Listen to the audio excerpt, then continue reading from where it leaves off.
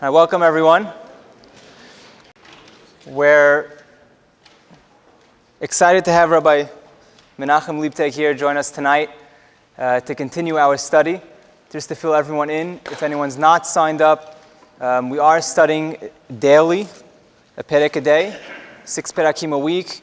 We do have a weekly class given by Rabbi Harold Sutton in Chokhmah Musad every Monday night. So this upcoming Monday night, we'll have another class starting at 8:30 seating, 8:45 sharp. We start. It's been very interesting, always nice new topics and developing the perakim we studied. We're honored to have a guest lecturer from Eretz Israel this week. Also, in 2 weeks from now, November 22nd, Rabbi Gad Dishi will be in town from also Eretz Israel, and he's going to be giving a class Saturday night in Chokhmah Musar, 718 Avenue S. Everyone's welcome to please join us. Sefer Shofetim, we're going to be starting on Friday. So Thursday, we will be finishing the 24th perek in Sefer Yehoshua. Anyone that's not up to date, jump in, starting on Friday, Sefer Shofetim. Jesse, what's today's perek? Okay. Okay. 19, okay. If you had to pick one perek to give a shir on in Sefer Yehoshua, perek 19, perek Yutet, wouldn't be the favorite choice. So I was discussing with Jesse, and we're going to give a shir what you've been doing the last week and what's coming up this week, or basically to take the opportunity, instead of studying one perek, to study the book. And in light of the book, we can go back and understand what each perek is about. The title of the source sheet I gave you, there's two different pages. We'll deal with the first one. It says Yeshua, the first book of Navi, or the last book of Chumash. I want to begin that as an introduction to what we're going to do, and then we'll get more focused on the specific parakim. Let's set this over here.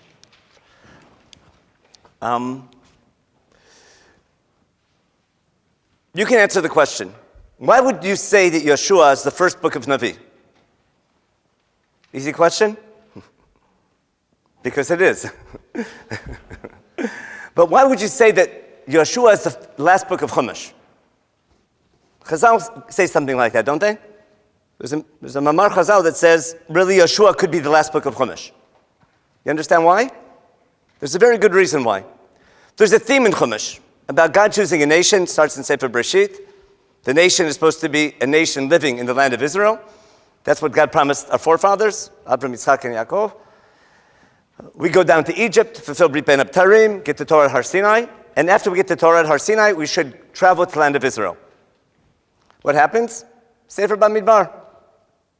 In Sefer Bamidbar, the generation that was supposed to go in doesn't go in the right direction, sin of the spies, and many other things on the way, and God decides another generation has to go in. Later on, Moshe and Aaron themselves aren't able to go in for what they do. And if the theme of Chumash is all about the nation of Israel becoming a nation and entering the land and setting up a nation in the land, the book should end when that goal is fulfilled. And that's what happens in the book of Yehoshua. From a thematic point of view, what happens in Sefer Yehoshua should really have ended in Chumash. But because Chumash, especially Sefer Bamidbar, is a tragedy, and the first generation is not successful, the goal isn't completed till Sefer Yehoshua. So as far as Sefer Yehoshua is concerned, in a certain way, it could have been the last book of Chumash, or it should have been Sefer Bamidbar. So why isn't it? Because Chumash is Chamisha Chumshei Torah of Moshe Rabbenu. And when Moshe Rabbenu dies, it's a different level of Nevuah, and therefore Chumash stops. Now, what I want to do is I'm going to jump ahead to Thursday, okay, for the first part of this year. And we're going to go to the second page I gave you. And I want to show you from the last chapter of Yehoshua, Yehoshua Chavdaled, I want to show you why Sefer Yehoshua ends with Perek Chavdaled, and why that should almost be part of Chumash. You'll see why in a minute. Look in the beginning, and on the page, it's 2 columns. Yehoshua gathers the people together and gives them a speech. Look in Pasuk Bet, where I have highlighted, Pasuk Bet to Daled, and take a quick look, and just tell me if it looks familiar. V'omer Yehoshua kol ha'am, kol amar Hashem Elohei Yisrael, בעבר הנהר ישבו אבותיכם מעולם, תרח אבי אברהם, ואבי נחור, ויעבדו אלוהים אחרים, וקח את אביכם וכולי, עד ותן ליצחק את יעקב ואת עשיו וכולי. Just raise your hand if it looks familiar. Don't tell me where it's from. It looks familiar, correct? Now, raise your hand if you know where it's familiar from. Even better. Okay, where's it from? The Haggadah. It's a pasuk we know. Had this pasuk not been in Haggadah, Shal Pesach, we probably would never have noticed it. Why does Haggadah bring this pasuk? There's a machloket how to tell the story of Yetziat Mitzrayim. If you begin with Knut and then with Shevach, but how to begin with Knut? One was Avadim Hayinu, the other opinion was Mitchila Ovdei Avodah Zarah Hayu Avotenu. One opinion is we were once slaves, the other opinion is we were once idol worshippers. Or basically, they're arguing over what's more derogatory. Once we weren't religious or once we weren't wealthy. One or the other. Once we had a lousy job and once we were following other gods. The other machloket might be, does the story begin in Sefer Bereshit or Sefer Shemot? In the section in Haggadah that we quote this, we say our forefathers were once idol worshippers, and if you read Parshat Noach and Parshat Lech Lecha, there's no source for that. In fact, Terach was the first Zionist, wasn't he? How was he a Zionist? He planned to make Aliyah, and he was on the way to make Aliyah. He had plans, and he stopped. But his kids made Aliyah. We call it Tanach from the old days. Now, but that's what we quote. Now, why did we quote that? Here we finally find out where our forefathers were coming from. How Avram was a breakaway from different culture. Now, why is Yeshua giving this speech? Yeshua is beginning a speech. And here's what you're going to do. Take a minute and just read on your own a little bit. We don't have time to read everything. I want you to scan it. From Pasuk Hey to Pasuk Yud Gimel. And pretend you're a teacher. And this was supposed to be a summary of Jewish history. Because Yeshua is beginning Jewish history from the time of Terach through our forefathers. And then he continues, what we should read in Haggadah that we don't. God sends Moshe and Aaron, and they give plagues to Egypt, and God takes us out of Egypt. It would really be a good text for the Haggadah, but for some reason we don't quote it. Soon we'll see why. Keep reading the summary of Jewish history till the end of Pasuk Yud Gimel. The whole first column is Yeshua's speech. And tell me, how would you grade him? How would you grade the speech of Yeshua as far as Jewish history goes? If you had to give a 10 or 12 verse summary of Jewish history from the time of our forefathers to the time of Sefer Yehoshua, is it balanced, something missing, something shouldn't be there? Take a quick look. And I'll give you a hint, it's very easy. Okay. What's missing? Matan Torah is missing. If you read through it, you can double check it later on. Thursday you'll read it in detail. Yehoshua gives a whole speech, and he doesn't mention a word about Matan Torah. He talks about splitting of the sea, Kriyat Yam Suf, talks about conquering the land, even talks about Balak, I think. But he doesn't mention Matan Torah. Question number one, keep it as a question. On the second part, on the second column, after the historical speech is over, he now gives his conclusion. Now that I gave you that historical speech about, look what God did for you, how he chose us and brought us to the land and took us out of Egypt and brought us and conquered the land, he tells him as follows, V'ata yiru et Hashem, v'ivdu oto b'tamim u've'emet. Now that God's done that for you, I want you to serve God, serve him properly, and get rid of the idol worship that you might have collected in the conquest of the land.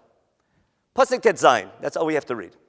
V'imra Menachem lavod et Hashem, bachru lechem hayom et mi ta'avdun, im et Elohim asher avdu avotechem asher be'ever hanahar, im et Elohei ha'amori asher atem yoshvim ba'artzam, v'nochi b'ti navod et Hashem.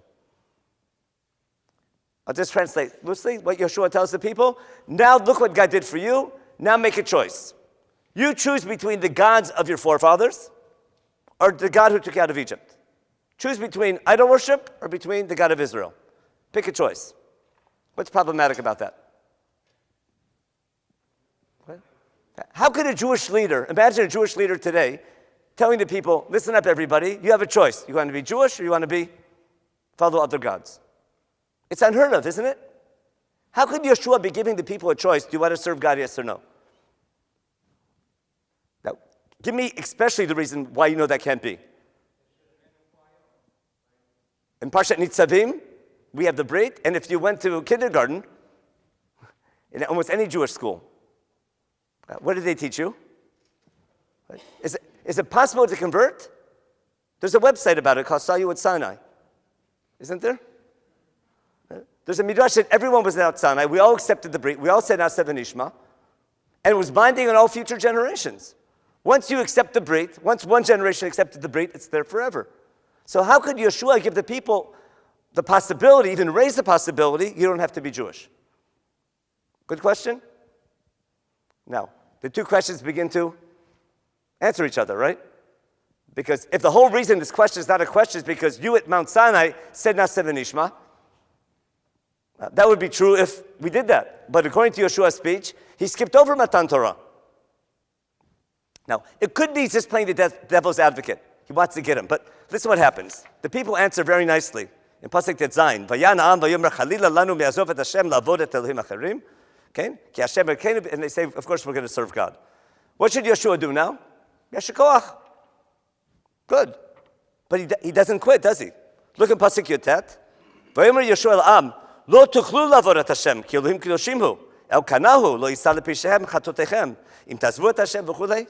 Yeshua discourages them. He not only gives them the possibility of not accepting the covenant and serving other gods. When they say they want to serve God, what does he do immediately after? No, it's too hard for you. There's no way you'll live up to it. It's not a healthy decision. You won't live up to it. There's no way you can do it. So if he was only just playing the devil's advocate before, it doesn't make sense. Why would he discourage them? Of course, the people answer the way we hope they would answer. Pasuk Chaf Aleph, we'll read there. Vayomer Am Yeshua lo ki et Hashem navod. What do they say? We're going to serve God. If you noticed on the source sheet, I took the word avad. Every time the word avod is there, we have it highlighted. Now listen carefully. Pasuk Chabet. Vayomer Yeshua al-Am. Edim atem bachem, ki atem bachartem lachem et Hashem lavod oto v'yamru edim. He says, you said it, your witnesses what you said, and they say we're witnesses. Now get rid of the idols and whatever you picked up in the battles and turn your heart to God. And this is what they say in Pasuk Chavdalad, and that's the whole share was for Pasuk Chavdalad. Vayimur ha'am el Yoshua et Hashem Eloheinu na'avod v'kolo nishma. Sound familiar? Vayichrot Yoshua brit la'am bayom hahu v'yasem l'chok mishpat b'shchem. The real Na'aseh v'nishma that anyone who learned Chazal on Megillat Esther, Kimu v'kiblu, at the beginning of Bayit Sheni, when Chazal said that, they assume you know Yeshua Perach Avdalad. Where's the real Kimu v'kiblu? Where's the real time when Am Yisrael accept the covenant with Na'aseh v'nishma? It's in the end of Sefer Yehoshua. That's why it's the last parak. You understand why this should be the last book of Chumash now? Why is it necessary to make another brit when we have the land of Israel? What was wrong with the brit at Har Sinai? So what would a Zionist say? Give me the Zionist answer, which you would think I would give, but I'm not. What? Because that was in the desert, and now we're in the land of Israel. The land of Israel is more important. It could be. But I think there's a much better reason that we need a lawyer for. When Am Yisrael says Na'aseh v'nishma at Har Sinai, of course they accepted the covenant, but something was missing. Chazal call it kafa aleim har kigigit. Chazal say that they were under duress. God told them, if you don't accept, I'm going to bury you here. I'm going to bring Croatia back to Tohu Vavohu. But from a legal point of view, what was wrong with our acceptance of the covenant at Har Sinai? What was missing? In what way wasn't there free will? We could have said no, but when you need God for food, because they're eating the man, when you need God for water, the water's coming in a miraculous way. When you need God for shade and protection with the Ananei Kavod, and after God did all those miracles, how could you say no? But from a legal point of view, we were under duress. And therefore, now that we've captured the land of Israel, we've settled down, we no longer need God for rain, for water, because we have natural rain. We don't need Bersha Miriam. We don't need miraculous water. Now we have natural water. We don't need God for man, for food. We can grow our own grain. From a certain point of view, we don't need God anymore. Now we have free will to pick which God we want to serve. If God's feeding you every day and giving you water and keeping you alive, you're on life support from God, of course you're going to accept anything he offers. Now we're in a situation where we really don't need him anymore. It's like children growing up. When they need the parents, they respect. The second they're on their own, some children are like that. They don't care anymore. They don't have to, at least. And now when they respect, it's a different, it's It's a much greater commitment. So therefore, Yeshua ends in a beautiful way, and he gives the people one more chance to accept the covenant, Brit Sinai, out of total free will, not under duress. And that would explain our first question. Why in Yeshua, when he gives a historical background to where they are now, where they're coming from, why does he skip Matan Torah? Because he wants to relive Matan Torah. Of course it happened beforehand. But from the thematic point of view, the goal of what he's about to do, the ceremony he's about to do with the nation in Shechem, is to re-accept Matan Torah with Nasa v'Nishma. Therefore, when he gives a speech beforehand, he purposely leaves it out so we can build up to this new event. If that's the case, shouldn't we do this every generation? Well, in a certain way, we don't need to. Why? Because now we accepted it for all generations, not under duress. But I wanted to begin with this topic because pretty much that's what the laws of Shemitah are about. What happens every 7 years at the end of the Shemitah cycle? We have a special mitzvah, which is the last mitzvah of Chumash, called Hakhel. And what do we do at Hakhel? We gather the nation together and relive Matan Torah. It became official at the end of Sefer Yehoshua, that's Kimu v'Kiblu, of Nasa v'Nishma. But still, every 7 years, we want to relive Matan Torah. So every generation that wasn't there, every 7 years, we have those who weren't there, Uvnei Masher Lo Yadu, they'll come and they'll learn. I'm sure you know that Hakhel was a little Har Sinai. Why is it end of the Shemitah year? That's a shir for Chumash. I'll just give a quick summary. How did Am Yisrael prepare for Matan Torah? The very first one in the desert. There was 3 days. Actually, there was almost 3 weeks of preparation. God gave them a little test. Before they got to Torah at Har Sinai, remember, it's many weeks in the desert beforehand. It's only a 3-day distance. But God gave them a little test called the manna. Remember that test? The people complained for food. They're out of food. God says, Anochi mamtir lechem lechem min hashamayim. I'm going to bring lechem min hashamayim, which is the exact opposite of land of Israel. It's lechem min haaretz. And then he says, and the people go out and collect every day. Leman anasenu hayirech b'toratim lo. That will test them before they get 613, before they enter the Brit of Har Sinai. God's going to give them a little test in regard to food. I'm going to give you the manna, and you have 2 laws to keep. One is take as much as you need, as much as you want, remember? An omer per person. And the other one is don't take on Shabbat. One bein adam lamakom, one bein adam l'chavero. One between man and God, not taking on Shabbat. One between man and man, not hoarding. There's food, everyone's hungry, take as much as you need, but not to hoard.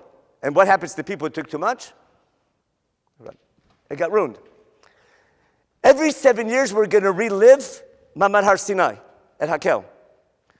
What are we going to eat in the summer before Hakhel? Hakhel was on Sukkot at the end of the Shemitah year. What fruit are we eating that summer beforehand? Shemitah fruit. Because the Shemitah year begins now, but the fruit of the Shemitah year, especially the fruits, is only in the summer. During Shemitah year, what fruits do you eat during Shemitah year? Are you allowed to eat the fruit of the tree during Shemitah year? There's a big argument in Israel, but according to Chumash, you're supposed to. It's a mitzvah to eat. Shabbat lechem lo ochla. The land belongs to the owners, but who does the fruit belong to? It's hefker, belongs to everybody. So we have a beautiful setup. Pay attention what happens. During the summer, right before Hakhel, the 3-4 months before Hakhel and Sukkot, what food is everyone eating? Shemitah food. But there's a special law about Shemitah food, that it's free for everyone. But what is the law of Shemitah? How much food can you take during Shemitah year? It's free, it's hefker, it belongs to everybody. It doesn't belong to you, it belongs to everyone. But you can't take as much as you want. You can only take how much? 3 meals, that's it. Just like the man. And what Shemitah basically does, it recreates the man experience in the desert, so that even though we're living in Israel, and we can do everything on our own, every 7 years in preparation for reliving Matan Torah, we go back to the desert experience to appreciate the Torah that God's giving us and the land that God gave us. So that was the first part of the shir. Because it's a Shemitah year, I wanted to throw that in. And I wanted to simply bring the point that Sefer Yehoshua ends, we'll see out of chronological order. This happened probably a little bit earlier. But the last chapter of Sefer Yehoshua, in a certain way, is the last chapter of Chumash. Because the people of Israel finally, on their own, not under duress, have entered the land of Israel, conquered the land of Israel, established the people. They're on their own, and now as mature adults, as a mature nation, they can take upon themselves the obligation to serve God. And that's something to remember every 7 years. So that was part one. Now we're going to go to the main part of the shir. Somehow we have to get to Perek Yotet, or Perek Chaf, we'll see how. Actually, Perek Chaf Aleph will do more. And we're going to talk about the book. If you look at source A on the first source sheet, there's a general outline, which should not be a chidush if you're doing Perek Yomi. It should only be a review. The first chapters, we get ready for conquering the land. We cross the Jordan River. We do Korban Pesach. We do Brit Milah. We send the spies.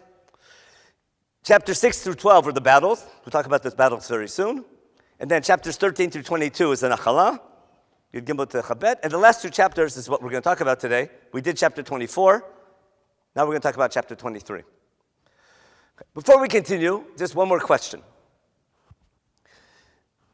The main topic of Sefer Yehoshua is clearly what we would call Kibush Haaretz, or Kibush Nachalah, capturing the land and settling it.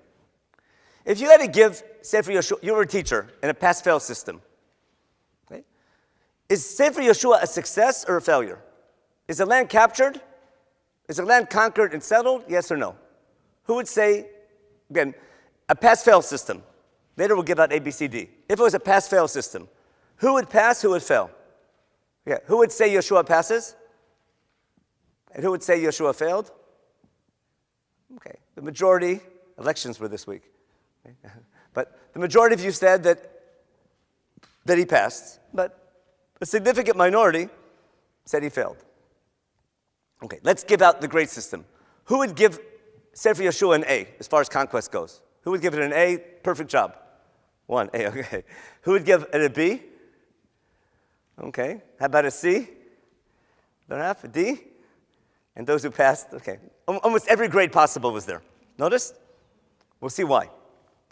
Now, who said it failed? I want just one person who said it failed. Okay. Can you read? You can read Hebrew? Okay, good. So I want you to read for me source B. This is Perek Yud Aleph Pasach Chav Gimel. All ready? Read. Vayikach.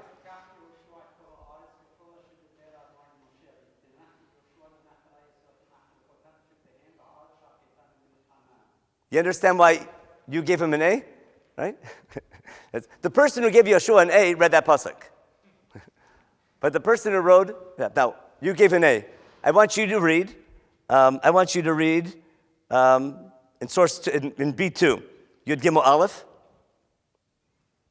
Yehoshua Zaken. You have it? Yeah, who's reading? Yeah. Oh, no, on the first page it says B, and then there's B, there's 1 and a 2. Sources that not everything was conquered? Yeah.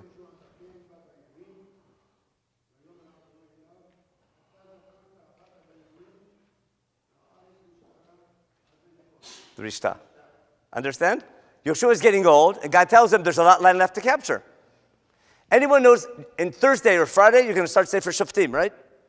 Anyone who remembers Sefer Shoftim, the first parak, from the middle of the parak, there's like 7 parshiot that all begin Lo Horish Menachem, Lo Horish Ephraim, Lo Horish Naphtali, Lo Horish Yisachar. 7 Shvatim that we're told Lo Horishu. What's going on? Everyone understand the contradiction? I'll repeat it to make sure it's clear. There's certain sources. We'll do one more. Go back to the people who gave him an A. If you look in source B1, the second part, Chaf Aleph Mem Aleph, it's the parak for tomorrow or the day after. What's it say there? Vayten Hashem liYisrael et kol haaretz asher nishba letet lavotam v'Yehoshua v'yeshvu ba. Vayenach Hashem lemisaviv k'chol asher nishba lavotam lo amad ish lifnehem lo amad ish bifnehem. What is that? That's in the Megillah, isn't it? Okay, lo amad, it comes from here. Lo amad ish bifnehem mikol oivehem et kol oivehem natan Hashem biyadam. Pasuk Mem Gimel. Lo nafal davar mikol hadavar atov asher diber Hashem Yisrael kol ba. That's why he gave him an A. You see the problem? There's certain psukim, several psukim, that tell us the conquest was totally complete, everything done, and some other psukim tell us it was far from complete, especially in Sefer Shoftim. And if you ask the archaeologists and the historians, they always tell you that it was a very slow process. It was far from complete. Now, if you studied this in an academic setting, what would they tell you? What's the obvious? Anyone who studies the book academically will tell you, it's two different sources. You follow? It sounds like it. There's one source of tradition of conquest, another tradition of failure, and some later redactor goes and puts them together without paying attention. Why do people reach that conclusion? Because they think the book of Yehoshua is a history book. It's coming to tell you how God fulfilled his promise, or how we conquered the land. I want to make my key point now, which will solve the problem. But to do that, I want you to appreciate what Sifrei Nevuah are about, or how to read them. What I call the purpose of prophecy. Every book in Nevi'im Rishonim has a prophetic theme. And rarely is it going to be to teach you history. God doesn't need a Navi to tell someone what happened. For that we have historians. If there's a book of Nevuah, there has to be a prophetic message. Now, the Navi can bring history to prove his message. But when the book was written, when it was composed, there's something prophetic. There's some message that Am Yisrael as a nation needs. Let's say that half the sources here, and the historical sources are true, that the conquest was far from complete. A lot was left to be conquered. It wasn't done enough. Something went wrong. When something goes wrong, what do we always do? We know this from growing up. Something goes wrong, blame it on somebody else. We're experts at it. Now, let's say it was wrong. Who could we blame the failure on? Who could we blame the failure on? We could blame Yehoshua. Who else could we blame? Why, did God promise we'd conquer the land? Now, if I read Sefer Yehoshua superficially, it sounds like God's opening promise was, I'm going to conquer the land of Israel for you. This is the land, I'm going to conquer it for you. And if you look at Chumash, especially Sefer Bereshit, what's it sound like? What did God promise Abraham? This is the land I'm giving you. And if God promised to give us the land and conquer it for us, and it's not complete, who should we blame? We can blame God. Now, how could God answer that question? What does God need to answer a question like that? He needs a spokesperson, doesn't he? He needs, not a press secretary, he needs a spokesman. And what's the job of that spokesman? To represent God and give God's answer. What do we call that type of person in Tanach? He's called a Navi. Because what in essence is a Navi? A Navi is Borei Nif Sfatayim. A Navi is simply a speaker on behalf of God. Moshe Rabbenu. God tells Moshe Rabbenu, here's a message to Paro, and therefore Moshe is the conduit between that to Paro, also to Am Yisrael and Har Sinai. God wants to talk to the Jewish people. By way of Moshe, Moshe delivers the message of God to his people. If that's the case, what I want to suggest is that the book of Yehoshua is not just coming to tell us what happened. The book of Yehoshua is coming to explain to the people, don't blame God for what went wrong, blame yourselves. How is he going to do that? He has to explain what was it that God promised, and he has to show that God kept his promise completely. If you thought God promised, I'm giving you everything, then you didn't read neither Chumash or Sefer Yehoshua carefully. God didn't say, I'm giving you the whole land. But God promises, I'm giving you the opportunity to conquer the land with several conditions. And everything that God promised came true. The book is going to come and show that God kept his promise 100%. And if there's someone to blame, who are we going to blame? Right? The people, not God. The people, it's classic. The people are blaming God, and God's going to turn around and blame, the Navi's going to turn around and blame the people. Now, to prove that, we'll go back and see the sources in a minute. I want to work backwards. Flip the page over.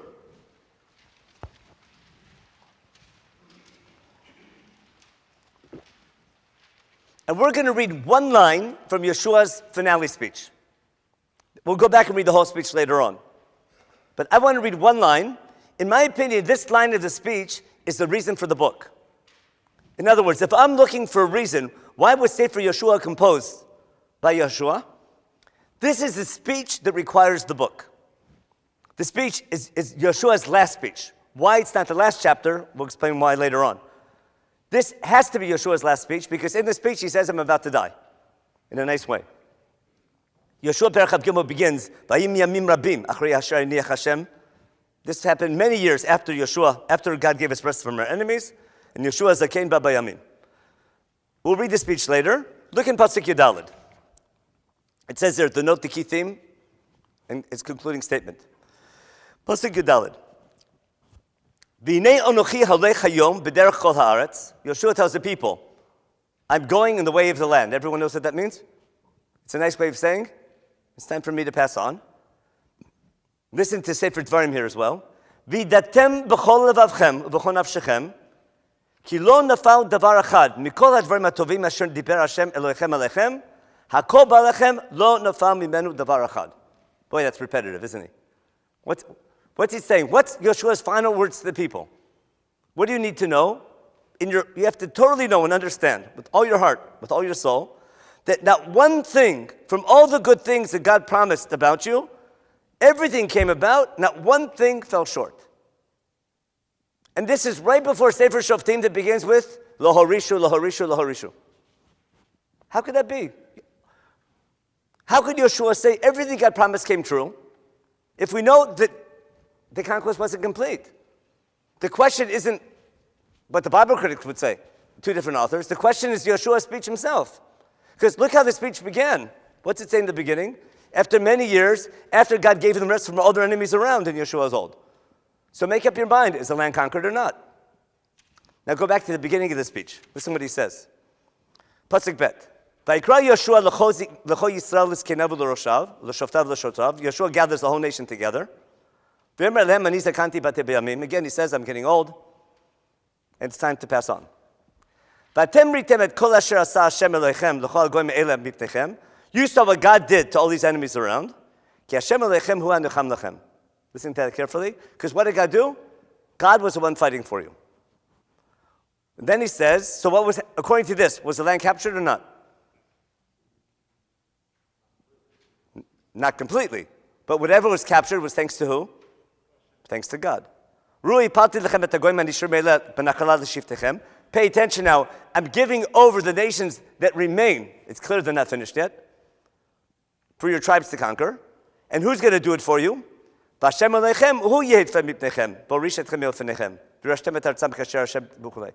help you do it? God. The book ends the way it begins. We'll see in a minute how the book's going to begin. But the book ends with, look what God did for you so far, and he'll continue to do it if what? If you take an initiative. Now what we're going to do now, we're going to go back now and read the beginning of the book. And I have to apologize, I didn't put it on the source sheet because you have it in your Chumashim. You have a Chumash here? Yeah, everyone has Chumashim by their seats? Yeah. Look at the Haftarah for Simchat Torah. Should be in the back. The Haftarah for Simchat Torah should be in the back. Perek Aleph in Yehoshua. Need a copy here also. Bring out one minute. Yeah, Perek Aleph in Yehoshua. It's real easy. Listen carefully to what Yehoshua is saying. Perek Aleph in Yehoshua. I'll read slowly for those who don't have a Tanach. All we need is the first 3-4 psukim of the book, which are a copy-paste from Sefer Dvarim. We'll go as follows. Vayachrei mot Moshe Eved Hashem. It's the Haftarah for, is there Haftarah of Simchat Torah there? Not Simchat Torah. Yes, Simchat Torah, Shemini Atzeret, or whatever it is. Here it's Simchat Torah, that's right. We finish Chumash, we start Sefer Yehoshua. Vayachrei mot Yehoshua Eved Hashem. Vayachrei Moshe Eved Hashem. Vayom Hashem el Yehoshua benun Moshe lemor. Pasuk Bet. Moshe avdi met. V'ata kum avor et Yarden hazeh. Ata v'chol el haaretz asher nochi noten lehem divnei Yisrael. You have to read this like a lawyer. Okay. God tells Yehoshua, Moshe has passed on, it's time for you to lead the people across the Jordan River. To what land? The land at what? Asher anochi noten lehem divnei Yisrael. The land that I'm giving to Jewish people. What's it sound like? God's giving us the land. Now read like a lawyer. Kol makom asher tidroch kaf raglechem bo lechem netativ. Kasher dibarti al Moshe. What land am I giving you? Read that again. God said, I'm giving the land. What land am I giving you? The land of what? The land that you walk on. What's that imply? If you don't walk on it, you're not going to get it. What's God telling him? Wherever you go, I'll be there to help you. God doesn't say I'm going to fight for you. God says I'm going to fight with you. And I'm giving you the opportunity, and I'll be there for you. But what's the first condition? If you don't go there, you're not going to get it. And therefore, if whenever Yeshua fights a battle, what will God do? God will help them. Wherever Yeshua doesn't fight, God's not going to do it for you. And therefore, at the end of the book, when Yeshua says God did everything he promised, what's he mean? Every time you fought a battle, God was there to help you. And what does the book come and do now? You catching on? What is the book? The book isn't a story of all the battles that were fought. It's a story of all the battles where Yeshua took an initiative. And every time Yeshua took an initiative, what did God do? God came and helped. Let me go back a step. This brings up a big question. When God tells Yeshua, go conquer the land, how is Yeshua supposed to conquer the land? Who's going to call the play? If you want to compare it to a quarterback and a head coach, you know football, American football. If you compare that to, who's calling the plays? Who has to decide what battles we're fighting? Does Yeshua sit back and wait? And God's going to tell him, today you were fighting this battle, and tomorrow I want you to go this way? Or is Yeshua supposed to take initiative on his own? And when there's a big question, 4th down and 2, we'll time out and ask the head coach. It's two different scenarios of how the game's played. Now, if you know Yitzat Mitzrayim, it's a totally different game, isn't it? Because God tells Moshe Rabbenu, I want you to take the people out of Egypt. Remember? What does Moshe ask at the burning bush? How am I going to do it if you follow Rashbam? What's God's answer? I'm giving you an earpiece. Or basically saying, don't worry about it. I'll take care of it. God doesn't tell Moshe there's going to be 10 plagues and this and that. God tells Moshe play by play. God tells Moshe, you're the quarterback, I call the plays. And you have no idea what's happening until it happens. God tells Moshe, go to Paro and tell him this and that plague. If you follow the story, it's amazing. To the very end, God only tells Moshe step by step until they get out of Egypt. Now that's coming out of Egypt. Now it's a different ball game, or a football game. It's a different. Now Yeshua's on his own. God's help. It's like a child growing up. As a nation, first God does everything for you, and little by little we have to be weaned and do things on our own, but treat it as though God did it. So now watch what happens. Condition number 1 was, wherever you go, I'll be there to help you. We'll see where it's coming from in a minute. What's the next condition? He gives the borders, pasuk Dalet. Pasuk Hey. What's that mean? No one will get in your way. Listen, remember that line? It's because of this line we need the last speech. Again, we'll read pasuk Hey.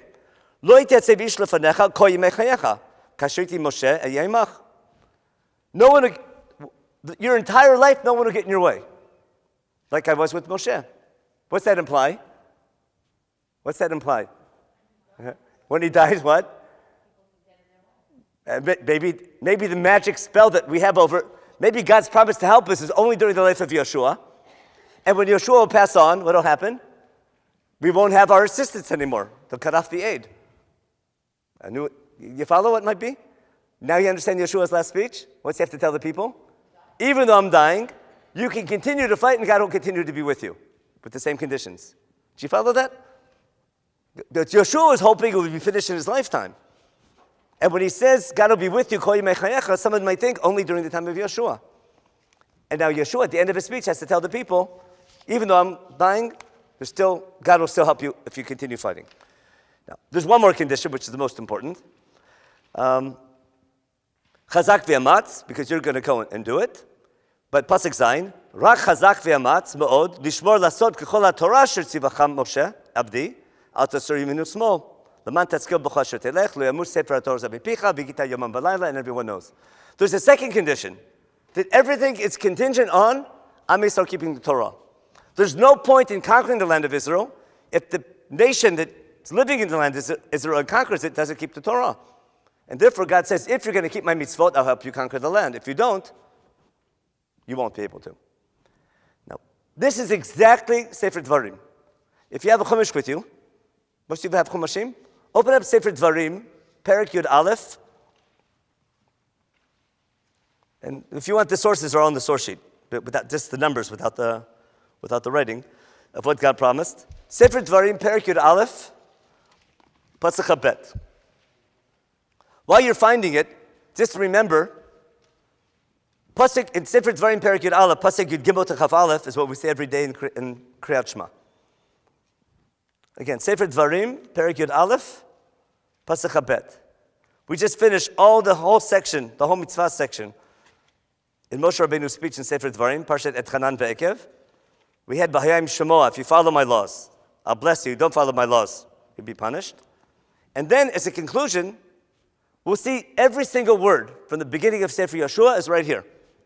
Like God said, Kasher Dibarti, Moshe. What does Moshe say in the speech? Pasuk Habet, in Perek Yud Aleph, in Devarim.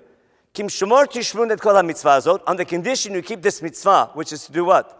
Asher Nochim et Tzavcha Lasotah La'avat Hashem Elechem L'lechem B'chol Dorchav Lo Dafka Bo. If you follow these laws, clinging to God and following His ways, then what will God do for you? V'orish Hashem et Kol HaGoyim Elam Mifnechem. V'yirashtem Goyim Gdolim V'atzumim Mikem. God will give you the ability to defeat enemies stronger than you. Pasuk Chavdaled. Kol HaMakom Asher Tidroch Kaf Raglechem Ba'lechem Yeh. Just like Sefer Yehoshua, the first line. Wherever you go, I'll be there for you. Pasuk Chavhei. Lo Yitatze Bish Bifnechem. B'chulei, b'chulei. You follow? The first lines of Sefer Yehoshua are copy-paste from Sefer Dvarim. It makes sense, because what's God tell Yehoshua? Here's what I told Moshe Rabbenu. The first generation should have done this. They failed. You're taking over. And this is what I promised. Therefore, the opening line of the book is exactly the theme of the book. What did God promise? That wherever we go, God will be there to help us. God's giving us the opportunity to take the land. What's going to follow in the book? Every time Yehoshua takes initiative, God comes to help. Wherever we don't take initiative, He won't be there. Look on your source sheet in B2 again, part B, number 2, where it says sources showing not everything was conquered. We'll go to the source in Perek Yud Chet, when Yehoshua brings the Mishkan to Shiloh. It says as follows: Vayvatru b'nei Yisrael asher lo chaku et nachlatam shiva shvatim. There's 7 tribes who didn't take their nachalah. That's a pretty high percentage, considering 2.5 tribes are on the other side of the Jordan anyhow. That leaves 2 tribes, basically Yudan and Yosef, take their job. All the other tribes don't.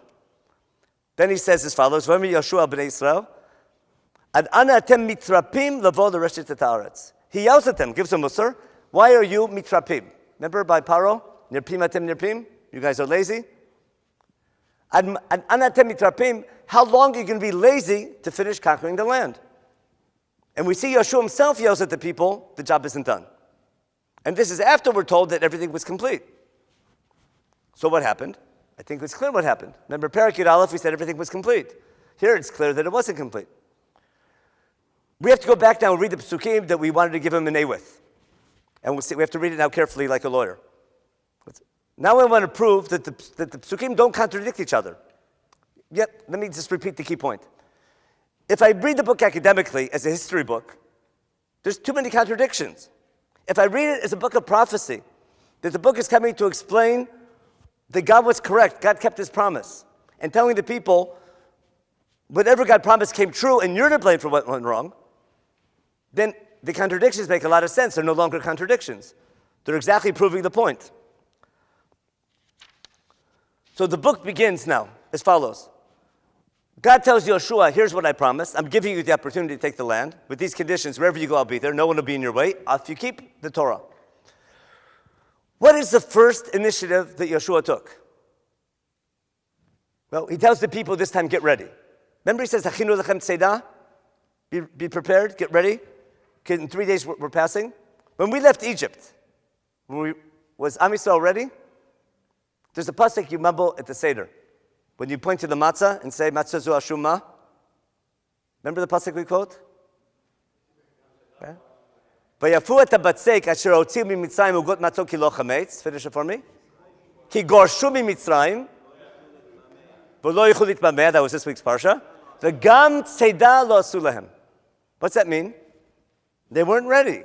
All the Midrashim explain that. God was ready, Am Yisrael wasn't ready. That's why they need so much chinuch in the desert. This time, Yeshua wants to be ready. Hachiru lechem tzeda. There's so many parallels between this and Yitzhak Mitzrayim, I'm sure you noticed them. So Yeshua is getting the people ready. He goes to the 2.5 tribes and gets them ready. Because what was the biggest fear? What was the reason why the Meraglim got the people so scared the first time around? What did they see in the land of Israel? There's fortified cities. Were they supposed to come back and lie, the Meraglim? Were they supposed to come back and say, it's an easy job? Moshe told the Meraglim to tell the truth. Tell, what does the land look like? Is it good, is it bad? Look at the cities. They came back and said everything they saw. You can't blame the Meraglim for telling the truth. In fact, Moshe Rabbenu himself says, look what Moshe Rabbenu himself says in Sefer Dvarim, if you have a Chumash, look at Sefer Dvarim Perek Tet, the first 2 lines. You probably never noticed this. Listen to what Moshe Rabbenu says. It's almost word for word what the Meraglim said. This is in the 40th year in his goodbye speech.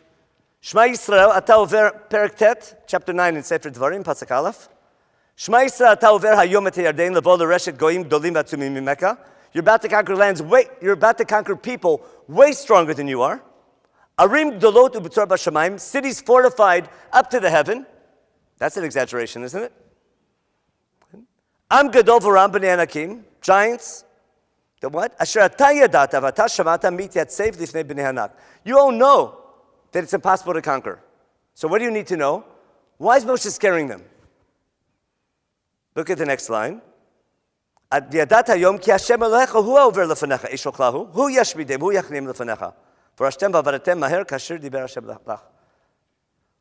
Moshe want the people to know? It's a different take, but listen carefully. Moshe wanted the people to know in the 40th year, and also with the first time with the Meraglim, that conquering the land of Israel would be very difficult. It's not an easy job, and it requires a miracle to do it. The people need to know that conquering the land is almost impossible. And without God's help, it is impossible. Therefore, do you understand why they're scared? What does God want them to know, though? God can help you. On what condition? That you keep the mitzvot. God's goal is that we keep the mitzvot. Now, if the people are not willing to keep the mitzvot and don't want to live up to that level, says, I can't live up to that.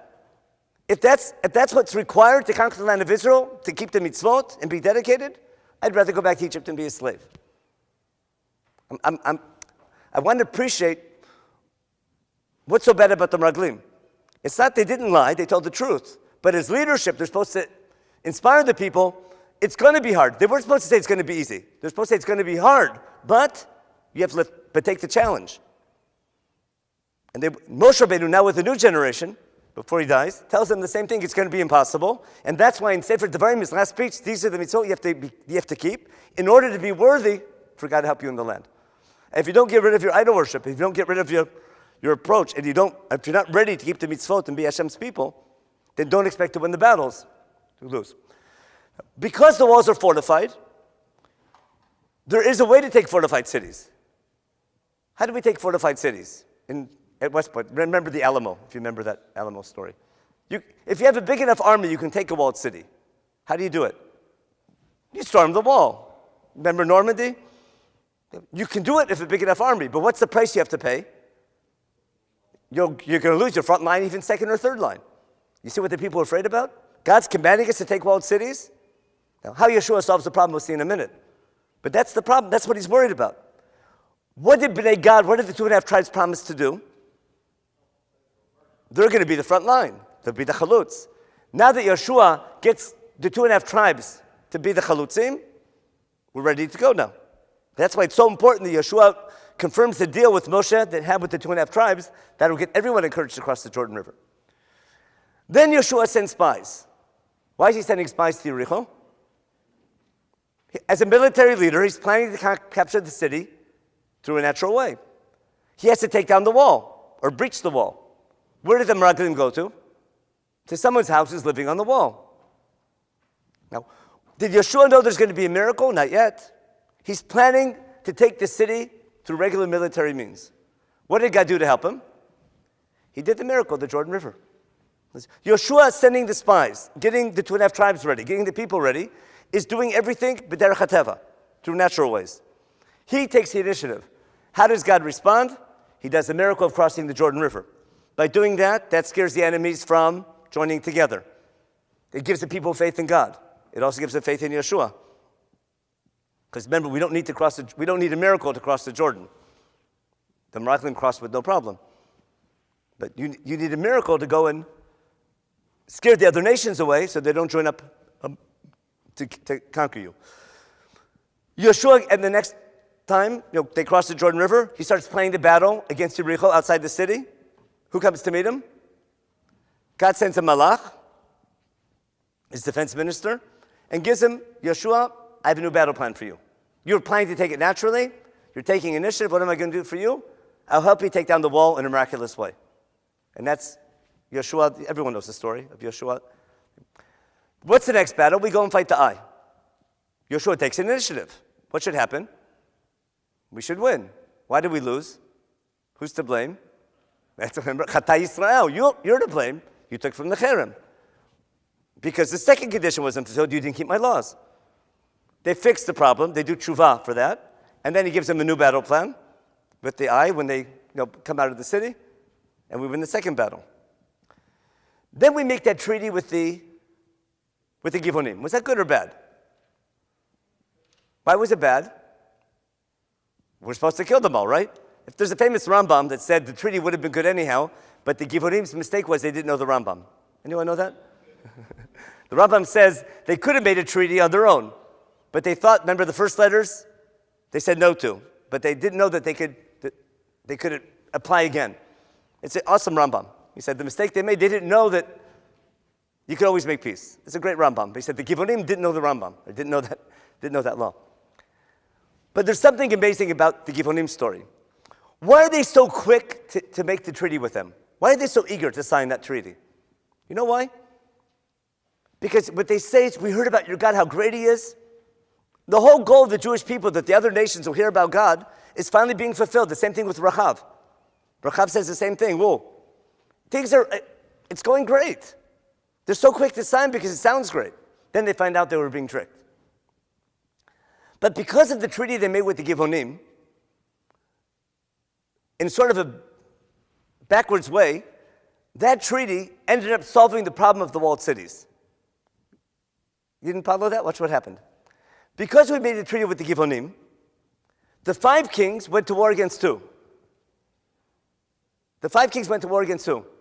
Against Givon. They were not planning to engage Yehoshua in battle. They were only planning to take the Givonim. But the 5 kings are now outside the walled cities. What's Yehoshua do? He takes this new opportunity with the 5 kings outside the walled cities against the Givonim, comes by surprise from the Gilgal, engages them early in the morning, and because the 5 kings are not ready for him, what do? They have to run away. What's Yehoshua need to do? He has to chase them. How much time does he have? Until dark. Then they'll get back home. What's Yehoshua need? He needs daylight. He needs flares. He needs artillery. What does God provide him with? Again, Yehoshua took initiative, correct? What did God do? He helped him in the battle. You follow every story? No. When they chase these 5 kings back to their cities, the neighboring cities come to help their neighbors. They leave their walled cities. You follow what happened? Yehoshua solved the problem of the big cities of the south, the southern part of the country, getting them out of the walled cities. That was his biggest problem, was taking walled cities. The battle of the Ai we solved. Remember? We did an ambush to get them out of the walled city. We did a trick. And the 5 kings and all their neighboring cities were able to engage the armies outside the walled cities. And it all began with the Givonim, with that treaty. As soon as we win so many battles down south, the kings to the north decide, whoa, this is getting scary. What do we need to do? We need to gather together and attack Yehoshua before he attacks us. They stage their armies together. They leave their walled cities, get their army together in some staging area in Marom. What does Yehoshua do? He takes initiative. And instead of waiting for them to come and attack him, what does he do? He goes and attacks them, but they're no longer in their walled cities. They're in the open field. In the open field, he has them by surprise. And God helps him in that battle. Every time the miracles are a little less prominent, but you see what happened, that chain of events? The key conquest of the land was accomplished without having to lay sieges on the walled cities. And it all sort of began with the treaty they made with the Givonim in a sort of a interesting way. So even though they maybe made a mistake, they were tricked, but through that, making that treaty, it was a chain of events that led to the conquest of the land. Okay. So now I want to conclude, going back to the speech. What do I want to show you? In the first 12 chapters, we find that every time Yehoshua takes an initiative, what does God do? He comes to help him. Just like what? Just like God promised. As soon as that's over, what does God say? There's lots of land that wasn't conquered. And therefore, Yehoshua gathers the people together and tells them, there's a lot more work to do.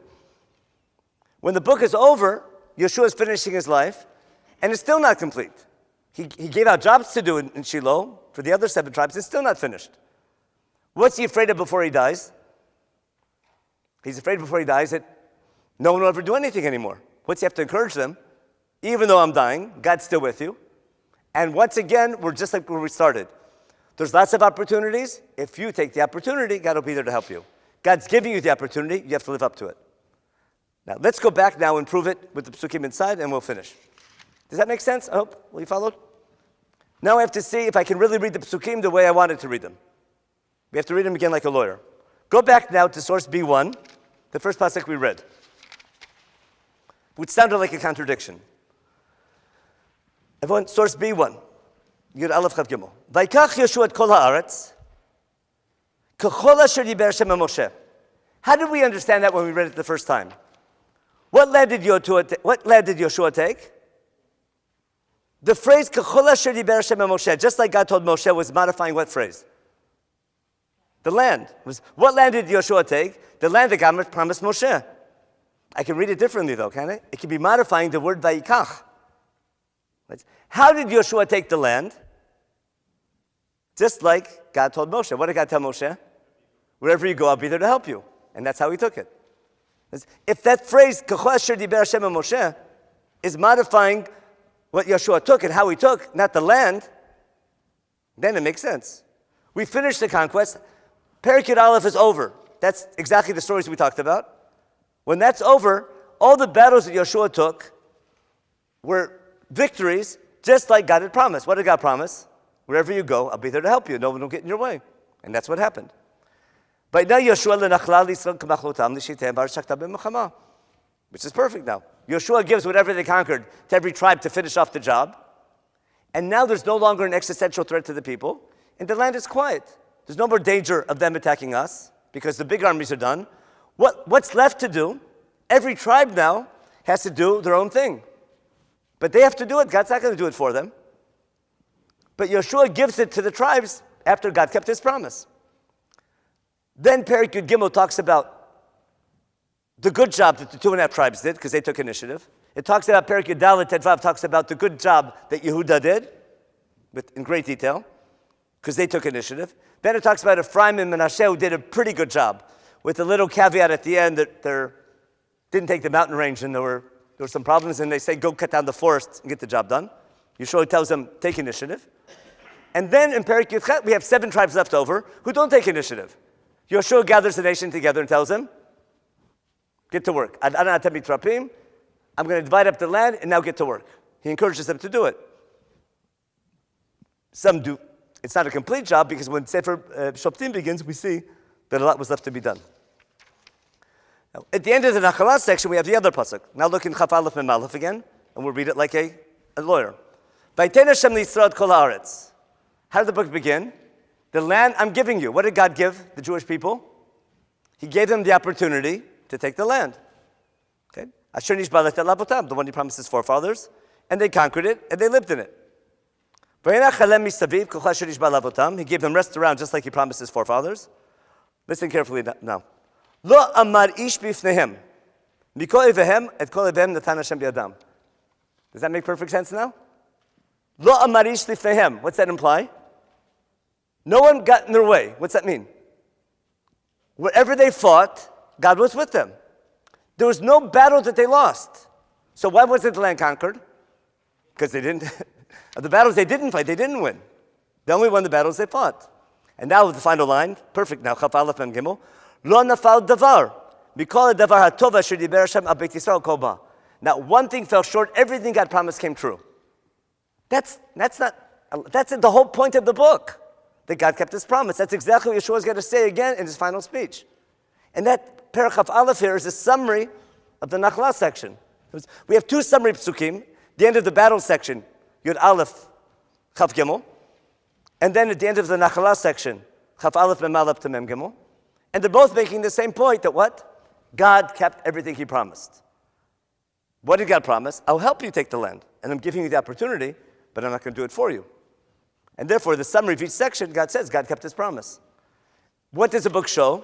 The book goes over all the battles, showing how God kept His promise. And every time we took an initiative, God helped us in a miraculous way. And at the Nachla section shows you what Shvatim took initiative, and they were successful, and what Shvatim didn't take initiative, and they were not successful. And that takes us to Chav Aleph.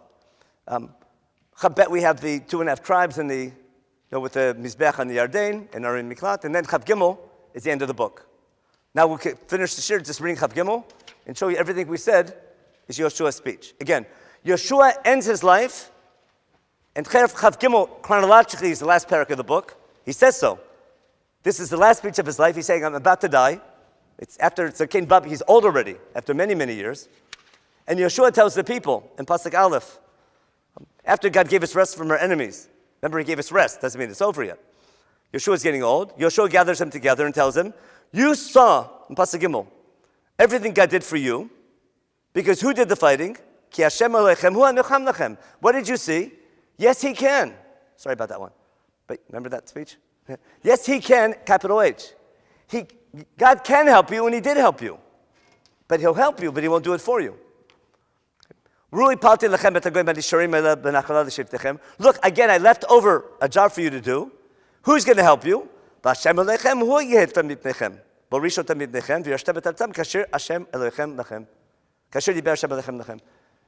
is God going to help you? Just like He told you. What did He tell you in the beginning of the book? Into Moshe Rabbenu? Wherever you go, I'll be there to help you. But you have to do something first. And then chazak v'yamatz again. V'chazaktem lishmor lasot k'koach k'tuv b'sefer Torah Moshe. Another condition. Only on the condition you follow the laws of Torah Moshe. And then God will help you again defeat enemies. V'yorash Hashem b'pnechem goyim gdolim v'atzumim v'atem lo amar ish b'pnechem ad hayom hazeh. What's the proof? You didn't lose any battles to this day. There was never a case where some enemy was stronger than you didn't win. What didn't you do? What you didn't do. But you didn't lose any battles. Ish echad b'kem yirdaf, elef v'chulei ki Hashem hanacham lachem kasher diber lachem. Then mishmartem ma'od. To love God, kim shov teshuvun u'tvaktem b'yeter goyim. If you don't listen to God and follow the other jobs, then what will happen? Pasuk Gimel yodu tedu ki lo yosif Hashem alechem lo rishet goyim ele b'fnechem. It's not a promise every battle you fight you win. You have to be worthy of winning the battles. So there's two big conditions. You have to want to fight, take the initiative, but be worthy of God's help. And then God will help those who are worthy. And then, again, the speech ends, but we begin the shir with Pasuk Yudaled. V'nei anochi olech hayom b'derech kol haaretz. Yeshua said, I'm dying. V'datem b'chol levavchem v'chol nafshechem. Ki lo nafal davar echad mikol dvarim hatovim asher diber Hashem alechem alechem. Hakol bo lachem. Lo nafal mimenu davar echad. See the repetition? That's the theme of the book. So I hope my point is clear. What I'm suggesting is, our Sefer Yehoshua was not written just to let us know what happened as an historian. Sefer Yehoshua is written for a prophetic purpose. Yehoshua, as the leader of the Jewish people, passing on, has to leave the people with an understanding of the relationship with God. He has to clarify to them, don't blame God for what went wrong. God kept His promise. Everything He promised came true. And don't blame it on God that God didn't do His job. Who's to blame? The people are to blame. And now it's about the past, it's about the future. He's telling the people, God can continue to help you. It's not only me, He help you. On what condition? The same conditions. Keep His mitzvot and take initiative. If you don't take initiative, if you don't keep His mitzvot, don't expect God to do anything for you. It's up to you. Don't blame God, blame the people. In light of that, he quotes what's necessary for the theme of his book. Therefore, there's a lot of battles that aren't described, aren't going to support that theme, aren't going to help the theme. It's a very selective set of battles, focusing on when we take initiative and how God helped us. Therefore, there's no longer a problem of contradictions, and we solve the academic problem. It's clear now it's all one author, one purpose, with a prophetic purpose. When you understand that, then all the problems, they're not problems anymore. And that would be the end of the book. As not an appendix, there's a reprise. There's a fancy word in English for it. Reprieve? No, the end of a book where I put like the last chapter, not an epilogue, because epilogue is happening later. This happened earlier. Reprise or reprieve, something like that. If you don't know, then I don't feel bad. There's some fancy word in literature. There's a story at the end that happened earlier, but it's a beautiful ending of the book. We're ending the book with something that happened earlier. This probably belongs in Parachet, when we said Nasa v'nishma. Yeshua did that earlier in his life, in an earlier stage of conquest. No, not at the very end. But why did we end the book with Perach Daled? Even though it happened earlier, that was the first part of this year. Now that the book's over, that's the official Nasa v'nishma. That makes Yeshua the end of Chumash. The first 23 chapters is the beginning of Navi. The last chapter is closing up Chumash. So that's why Yeshua is the last book of Navi. I mean, the first book of Navi, but it's also the first book of Chumash. Because the job of the Navi is to give people direction. The job of the Navi is not to predict history, it's to shape history. And that's what Yeshua is trying to do in his leadership, not to tell what will be, but what can be. And if we live up to that, and then you understand why Chazal keep the book for all generations, because that message, it was written for his generation, but the message is for all generations. Okay, I'll stay around for questions, but I think my time is up. Any questions just off the top? I know it's probably late already. I think there's still food outside. Where's Jesse? Jesse's still awake? Okay, okay, thank you.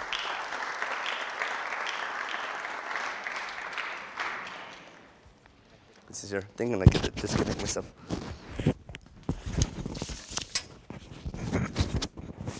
We didn't do chapter 19, didn't we? Thank you, Rabbi, for that really well-developed class. Again, everyone, Monday night, we have a weekly class in Chokhmah Musar, seating 8:30, class starts at 8:45. Please come join us. Our next guest speaker will be Rabbi Gad Dishi in 2 weeks from now.